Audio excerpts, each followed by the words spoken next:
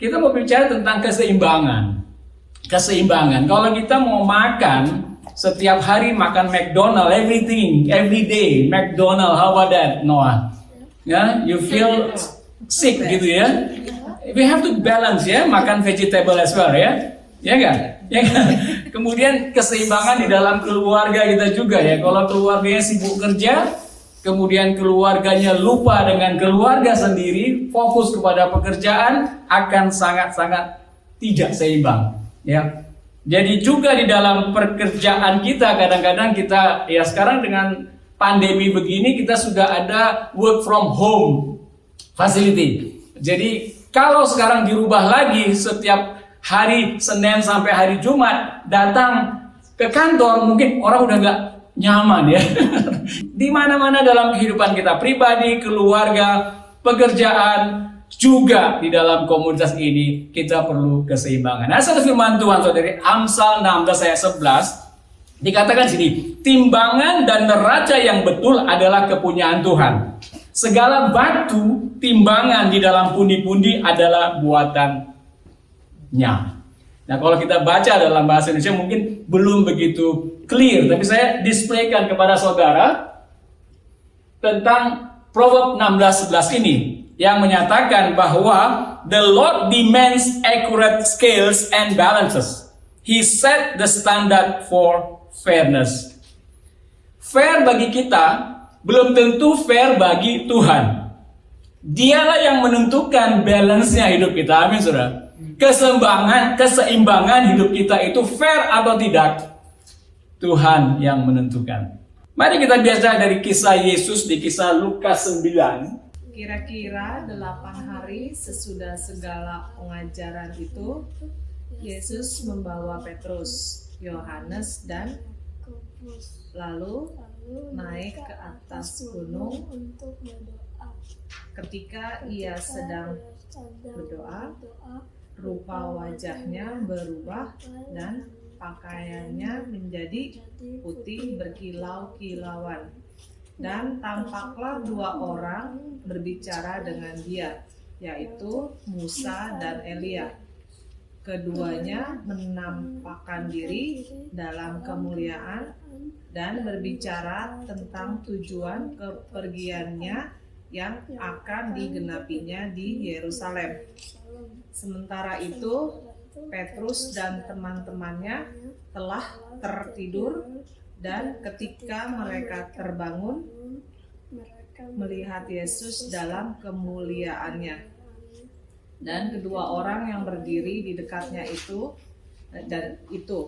dan ketika kedua orang itu hendak meninggalkan Yesus, Petrus berkata kepadanya, "Guru, betapa bahagianya kami berada di tempat ini. Baiklah kami dirikan sekarang 3 kemah, satu untuk engkau, satu untuk Musa, dan satu untuk Elia." Tetapi Petrus tidak tahu apa yang dikatakannya itu. Sementara ia berkata demikian, datanglah awan menaungi mereka, dan ketika mereka masuk ke dalam awan itu, takutlah mereka. Maka terdengarlah suara dari dalam awan itu yang berkata, "Inilah anakku yang kupilih, dengarkanlah dia." Ketika suara itu terdengar, nampaklah Yesus tinggal seorang diri, dan murid-murid itu merahasiakannya, dan pada masa itu mereka tidak menceritakan kepada siapapun apa yang telah mereka lihat itu. Pada keesokan harinya, ketika mereka turun dari gunung itu, datanglah orang banyak berbondong-bondong menemui Yesus. Ya, saudara, dalam kehidupan Yesus ada keseimbangan. Ya, well done Noah, well done. Dalam kehidupan Yesus ada keseimbangan. Keseimbangan seperti apa, saudara? Yang pertama-tama ini keseimbangan di mana dia memiliki inner circle sendiri. Dari 70 orang murid yang ikut dicatat di dalam Lukas 10, ada 12 orang yang menjadi murid-murid lebih dekatnya. Dari 12 orang itu ada 3 orang yang menjadi orang-orang inti, orang-orang kuncinya. Dalam hal ini saudara, ketika saya datang ke Australia beberapa tahun yang lalu ya, 23 tahun yang lalu, dan orang Australia dengan Indonesia itu sangat beda dalam budayanya. Sering sekali mereka sangat respect kita, dan mereka tidak menghakimi, tidak judging, ngomongin di belakang dan sebagainya gitu ya. Dan saya kira saya berada di surga dan merasakan bahwa orang Australia itu bagus-bagus sekali ya. Apalagi kalau orang percaya di Crossway ini ada ribuan orang, dan ketika kita ngomong begitu dan mereka seakan-akan suka sekali dengan kita. Tetapi ketika kita masuk ke dalam, ternyata ketika kita servis komputer, ketika kita minta bantuan hukum, kalau dia lawyer, ternyata kita kaget melihat invoice-nya besar juga ya.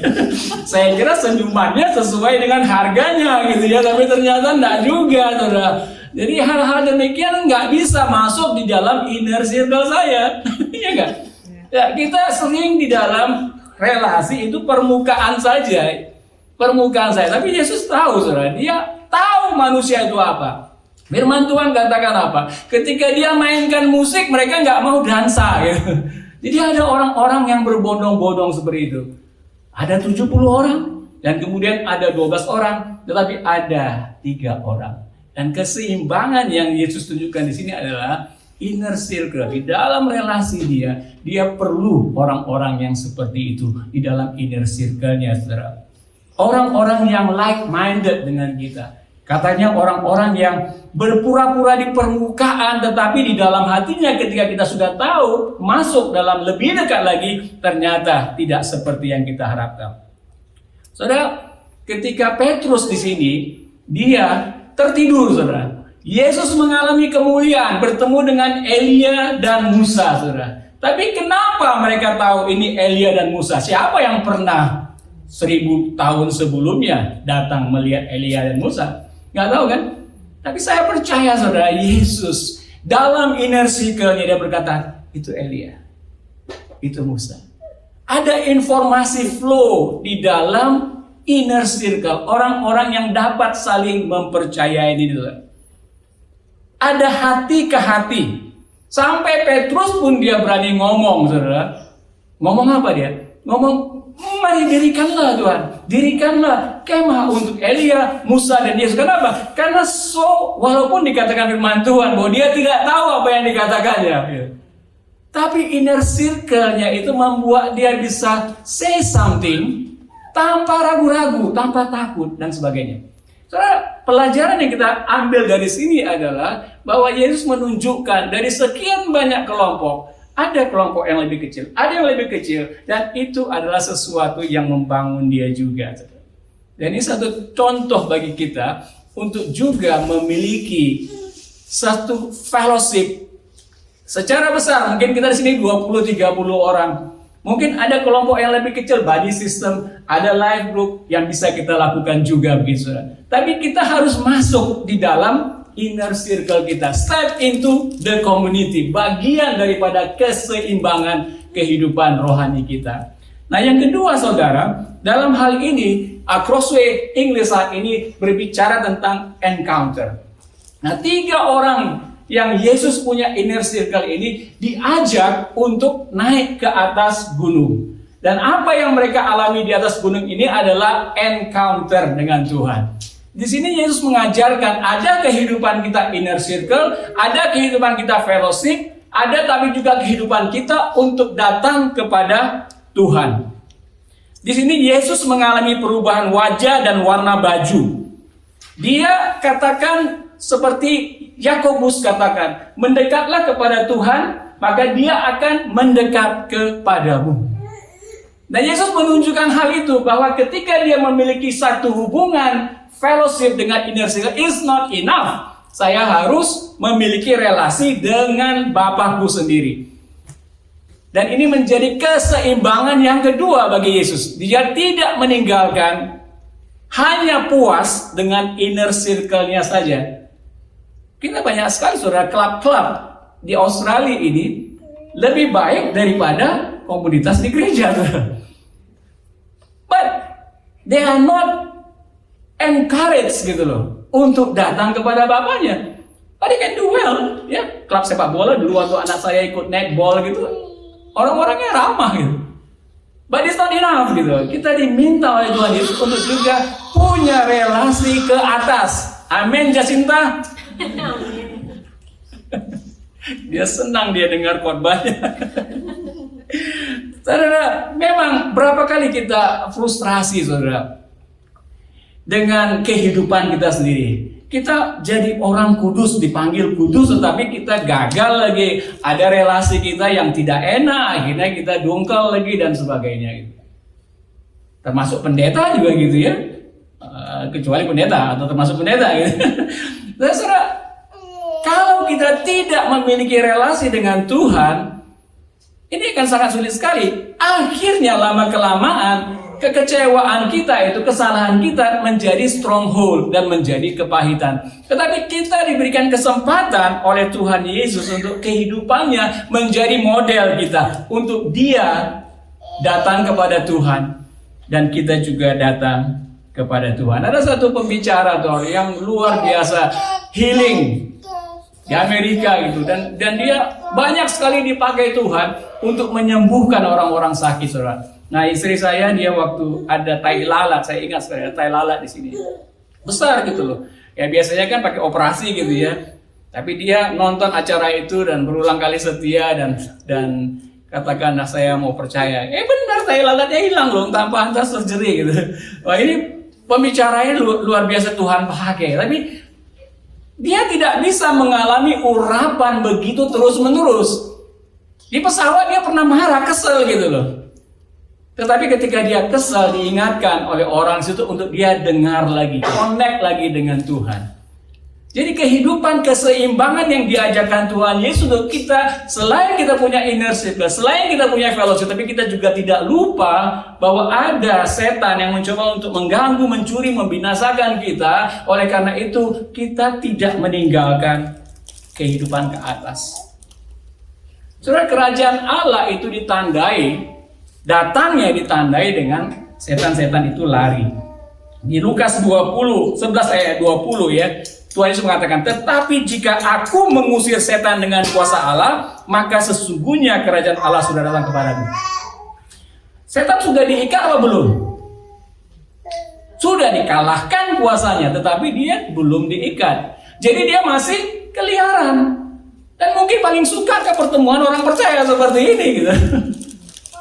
Ya enggak? Mengganggu kita, ya. Nah, tetapi berapa kali kita berdoa, Bapa kami, datanglah kerajaanmu, jadilah kehendakmu gitu. Tapi ketika kerajaan Allah itu datang, itu bentuknya seperti apa? Salah satu yang dikatakan Tuhan Yesus dengan Lukas 11:20 ini, saudara, adalah ketika kuasa setan itu dikalahkan, dipatahkan dalam kehidupan kita, kerajaan Allah itu sudah datang. Tapi kita masih sering diganggu untuk kita bohong, ya enggak? Diganggu untuk kita menilep, kalau orang bisnis pajak, diganggu untuk mencuri, digoda untuk berontak, goda untuk seks bebas untuk anak-anak muda dan pornografi. Berarti masih ada kuasa-kuasa kegelapan yang mencoba untuk mencuri, menghancurkan, membinasakan.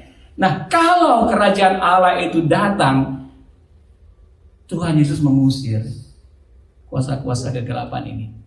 Dan inilah kehidupan yang ditawarkan bagi kita untuk seimbang juga memiliki relasi dengan Tuhan.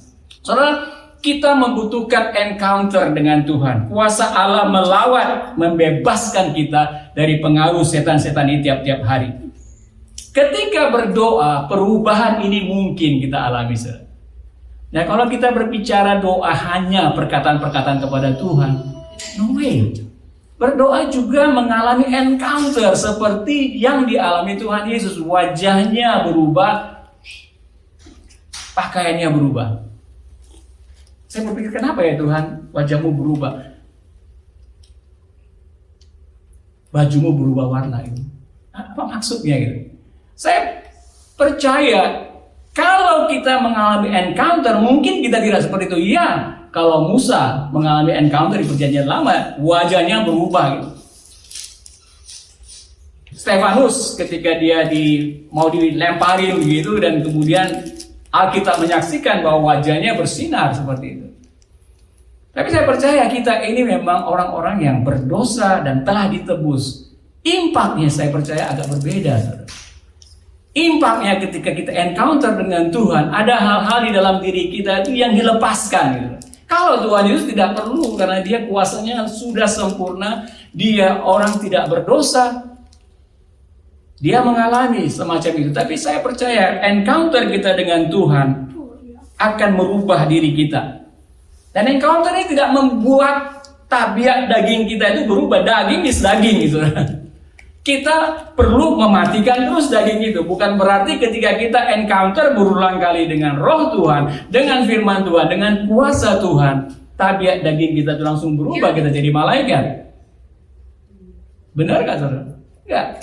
Begitu banyak pun kita encounter dengan Tuhan, daging kita tidak berubah. Kita harus mematikan daging itu dan kemudian hidup di dalam pimpinan Roh Kudus.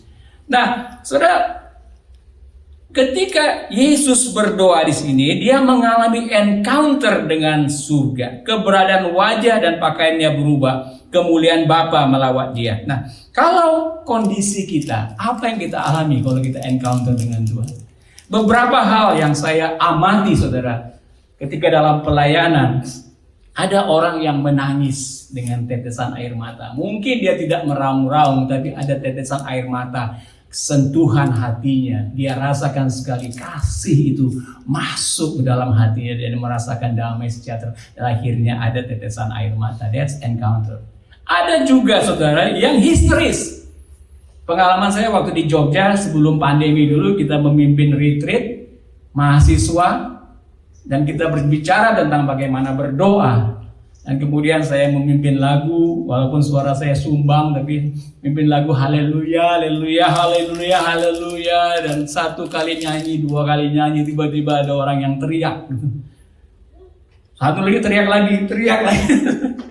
Ternyata mereka mengalami encounter dengan Roh Kudus, dan sesuatu di dalam diri mereka itu berontak. Kayak ada kekerasan di dalam diri mereka. Jadi ada encounter kuasa Tuhan. Ada juga lolongan pelepasan yang terjadi ketika mereka benar-benar encounter dengan Tuhan. Beban itu ringan, dan ketika sebelum beban itu diangkat, ada lolosan kayak pelepasan. Firman Tuhan katakan ketika setan keluar itu dia berteriak gitu ya. Dan ada juga yang terjatuh. Ya, Paulus terjatuh dalam perjalanan ke Damsyik. Ya, di dalam gereja-gereja karismatik itu sering slain in the spirit ya. Jadi encounter, jadi bertemu dengan roh, dan akhirnya mereka jatuh. Tapi ada juga orang-orang yang memang encounter dengan Tuhan untuk melayani begitu. Biasanya orang-orang seperti yang memberitakan firman Tuhan, seperti di dalam Kisah 4:31, di mana tempat doa mereka itu bergoyang, dan firman Tuhan katakan mereka memberitakan firman dengan berani. Encounter dengan Tuhan bagi orang yang melayani membuat apa? Boldness, membuat keberanian untuk berkata tentang kebenaran firman Tuhan. Jadi ada banyak encounter yang akan Tuhan sediakan bagi kita. Untuk apa, saudara? Untuk kita boleh mendengarkan Tuhan sebenarnya engkau sedang berbicara kepada aku. Nah, kadang orang dalam gereja-gereja yang biasanya karismatik ini sering mencari-cari manifestasi gitu. Beberapa teman saya juga mengatakan, saya mau mencoba datang ke gereja karismatik. Kenapa? Karena saya ingin mengalami jatuh rebah dalam roh. Ada nggak gitu, saudara? Ya kan, pengalaman begitu kan? Ada apa sih sebenarnya saya terbang dalam roh? Jadi mereka datang seperti itu, saudara. Tapi saya mau bicara Tuhan di sini, saudara, tentang apa yang Petrus, Yakobus, dan Yohanes alami di sini, saudara. Mereka tidak mencari manifestasinya, tapi mereka mendapatkan apa yang Allah berikan kepada mereka. Secara khusus Bapa berbicara kepada 3 murid ini. Bapa tidak berbicara kepada Elia, Musa, dan Yesus, tetapi dia berbicara kepada 3 murid ini. Apa yang dia katakan? Inilah anakku yang kupilih, dengarkanlah dia. So encounter bukan kita mencari manifestasinya, tetapi dalam encounter itu kita mendengarkan suara Tuhan. Mau kemana kita? Kadang itu menguatkan kita, kadang itu membuat kita berbalik dari hal yang jahat atau yang salah kita lakukan, saudara. Pada dasarnya, encounter adalah kesempatan kita untuk mendengar. Petrus tidak tahu apa yang dikatakannya. Encounter ini bisa menyenangkan kita, sama seperti Paulus, karena ada manifestasi, ada perasaan bangga, tapi perasaan syahdu ketika hati kita disentuh oleh Roh Kudus. Tapi Petrus menanggapinya dengan kedagingan. Dirikanlah kemah bagi Elia, Musa, dan Yesus. Kenapa? Karena dia merasa di dalam kondisi encounter itu sangat indah sekali, and I want to stay dalam kondisi seperti ini. Gak mau lagi gitu. Inilah kehidupanku, makanya dirikan. Jadi kalau kita menghadapi encounter dan menanggapinya dengan kedagingan, mungkin seperti itu, saudara. Mungkin seperti itu. Nah, saudara, encounter ini adalah pengalaman luar biasa bagi murid-murid. Mereka dimantapkan oleh perkataan Bapa tentang siapa Yesus yang mereka ikuti itu. Jadi ketika kita berdoa, kita mungkin mendapatkan encounter dengan Tuhan. Tetapi sikap yang kita bisa pelajari dari sini adalah, God, what are you trying to say? Tuhan, apa yang Engkau sedang mau katakan kepada saya? Bukan kita mencari manifestasinya. Kalau memang ada hal-hal yang Tuhan tunjukkan bahwa kita harus bertobat dari dosa ini, kita harus lepaskan pengampunan dan sebagainya, let's do it right away. Nah, ini yang Tuhan Yesus ajarkan kepada kita, saudara, tentang inner circle, insight di dalam persekutuan. Dan kemudian juga dia mengajarkan keseimbangan untuk kita mengharapkan Bapa. Dengan apa? Dengan kita berdoa. Dengan kita mendengarkan inspirasi. Dengan Petrus, Yakobus, dan Yohanes ini lagi disegarkan. Disegarkan kembali tujuan dia mengikut Yesus ini adalah ini untuk tujuan yang kekal. Jadi misinya kembali diperbaharui. Kalau kita tidak pernah berdoa, kalau kita tidak berharap akan encounter, saudara, kita seperti chaos gitu. Umatku binasa, karena apa? Karena tidak menempatkan visi penglihatan daripadaku. Gak mau, saudara. Tidak ada purpose dalam kehidupan ini. Jadi kita datang encounter seperti yang ditunjukkan oleh Tuhan Yesus seperti ini, kita bisa mendapatkan sesuatu dari Bapa yang menjadi inspirasi kegiatan kita, yang membawa semangat kita untuk melakukan hal yang benar, yang membuat kita ambil bagian dalam pekerjaan Tuhan Yesus. Ini kan luar biasa, saudara.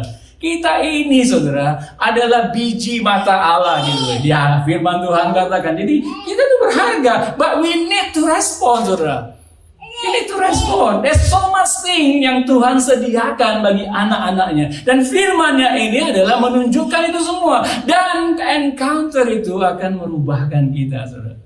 Berdoa itu akan merubahkan kita. Berapa kali saya berbicara bahwa doa itu tidak merubah Allah, tetapi dia merubah kita. Gitu. Semakin kita banyak berdoa, semakin banyak kita menerima dengan open mind and heart. God is changing us, gitu, saudara. Amin. Amin, saudara. Nah, yang terakhir, saudara, di ayat 37 ini dikatakan tentang